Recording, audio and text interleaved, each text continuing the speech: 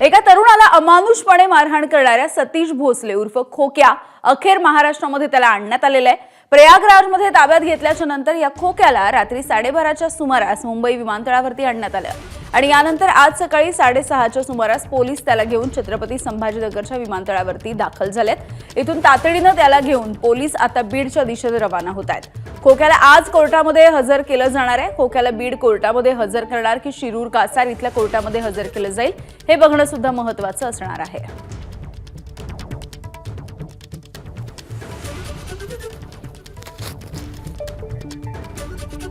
याविषयी बोलत आमचे प्रतिनिधी कृष्णा केंडे आहेत आपल्यासोबत। कृष्णा, अगदी काही वेळातच या ठिकाणी खोक्याला छत्रपती संभाजीनगरच्या विमानतळावरती आणलं गेलेलं आहे आणि त्याला आता बीडच्या दिशेने पोलीस घेऊन जात आहेत। आता या सगळ्याची पुढची पोलिसांची प्रक्रिया अशी असेल की त्याला शिरूर पोलीस ठाणा म्हणजे ज्या पोलीस स्टेशनच्या अंतर्गत हा गुन्हा दाखल करण्यात आला आहे त्यांना हँडओव्हर केलं जाईल। मग तिथे अटकेची प्रक्रिया या ठिकाणी पूर्ण केली जाईल, मेडिकल केलं जाईल आणि त्यानंतर आज दुपारच्या दरम्यान खोक्याला कोर्टामध्ये हजर केलं जाणार आहे आणि त्यानंतर पोलीस कस्टडी या ठिकाणी मागितली जाईल कारण की त्याच्यावरती गंभीर गुन्हे या ठिकाणी दाखल आहेत। तर त्यातल्या तपासाची कारणं या ठिकाणी कस्टडीसाठी दिली जातील आणि त्यानंतर कस्टडी मागितली जाईल। त्यामुळे किती दिवसाची कस्टडी मागितली जाते, कोर्ट किती दिवसाची कस्टडी त्यांना त्या खोक्याला देत आहे हे पाहणं महत्त्वाचं आहे। मात्र खोक्याला उर्फ सतीश भोसले याला घेऊन बीड पोलीस आता बीडच्या दिशेने रवाना झाले आहेत। यामिनी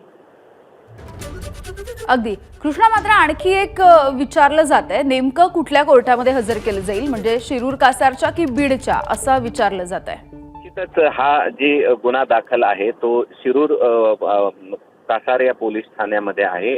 शिरूर कासार हा तालुका आहे। तालुका न्यायालयामध्ये या ठिकाणी त्याला हजर केलं जाईल अशा प्रकारची माहिती आहे आणि तिथूनच त्याला रिमांड या ठिकाणी घेतली जाईल।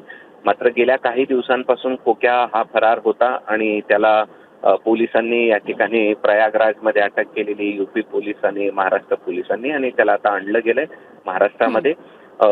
त्याला प्रयागराजवरून वाराणसीला नेण्यात आलं, वाराणसीवरून मुंबईला विमानाने आणलं गेलं आणि मुंबईवरून छत्रपती संभाजीनगरला आणलं गेलं आणि आता त्याला या ठिकाणी शिरूर कासारला म्हणजे शिरूर कासार पोलीस ठाण्यात घेऊन जाण्यात येईल, तिथे हँडओव्हर केलं जाईल आणि तिथेच कोर्टामध्ये या ठिकाणी हजर केलं जाईल। अगदी कृष्णा, ज्या पद्धतीने मारहाणीचा व्हिडिओ समोर आलेला होता, आता ज्या पद्धतीने अधिकचा तपास होणार आहे किंवा जी काही चौकशी केली जाईल, न्यायालयामध्ये हजर केलं जाईल, या सगळ्या तपासामधून त्याचे आणखी काही गुन्हे बाहेर येण्याची सुद्धा शंका आता व्यक्त केली जाते आहे। नाही, निश्चितच, कारण की आपण पाहिलं तर ते गुन्हेगार प्रवृत्तीचाच हा खोक्या आहे।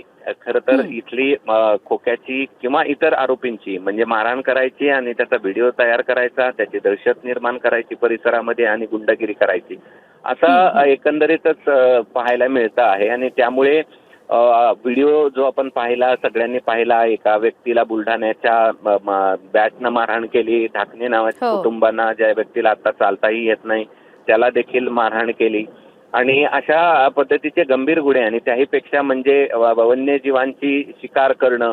आता हे वन्यजीवांची शिकार करण्यापुरतंच मर्यादित आहे की आणखीन काही तस्करीचा भाग त्यामध्ये येतो आहे हे देखील पाहणं महत्वाचं आहे आणि त्यामुळे अन्य काही गुन्हे या सगळ्या संदर्भात पुढे येऊ शकतात। परवाच पोलिसांनी गांजा या ठिकाणी मिळाला आणि त्यामुळे त्याच्या विरोधात तो देखील गुन्हा या ठिकाणी दाखल केलेला आहे। त्यामुळे आता वेगवेगळे गुन्हे निश्चित समोर येण्याची शक्यता आहे। यामिनी, अगदी कृष्णा, धन्यवाद कृष्णा सविस्तर माहितीसाठी। एबीपी माझा, उघडा डोळे बघा नीट।